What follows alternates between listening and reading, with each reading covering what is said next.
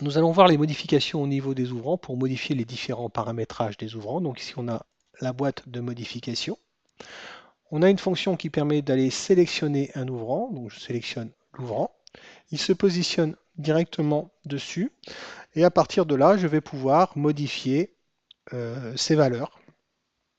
Donc par exemple ici, au niveau de son positionnement latéral, ici, on va modifier la valeur. On va mettre 30 cm. Donc si je vérifie ici avec ma fonction mesure, je prends ce point-là. Ici, vous voyez, on a bien 30 cm par rapport à la valeur qui a été saisie ici. Donc ici, on sélectionne un mur actif sur lequel on veut placer l'ouvrant. Donc il passe en jaune ici. L'information passe en jaune, donc ça vous indique que le mur actif, c'est celui-là. Là, vous sélectionnez dans la boîte n'importe quel type d'ouvrant. Moi, par exemple, ici, un percement. Et là, vous définissez sa valeur ici. Donc pour un percement, on aura des notions d'épaisseur sur la profondeur du percement, la possibilité de décaler l'ouvrant dans le mur. Ici, en disant, bah, par exemple, il est à 5 cm de décalage.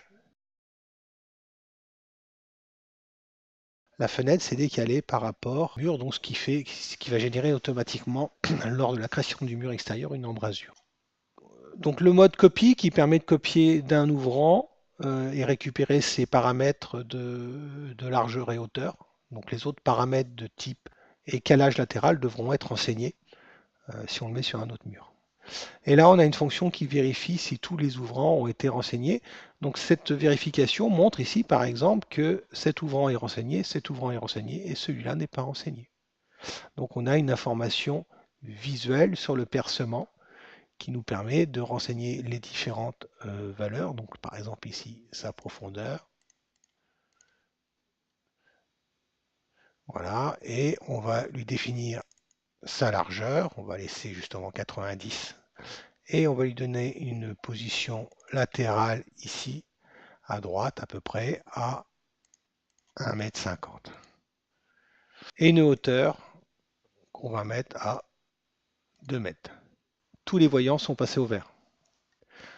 Sur un ouvrant ici, sur une porte, on peut revenir aussi à tout moment sur le fait de modifier le fait qu'elle est entrante, sortante, ouverture à droite, ouverture à gauche. Si vous voulez supprimer un ouvrant, on utilise cette fonction qui est ici.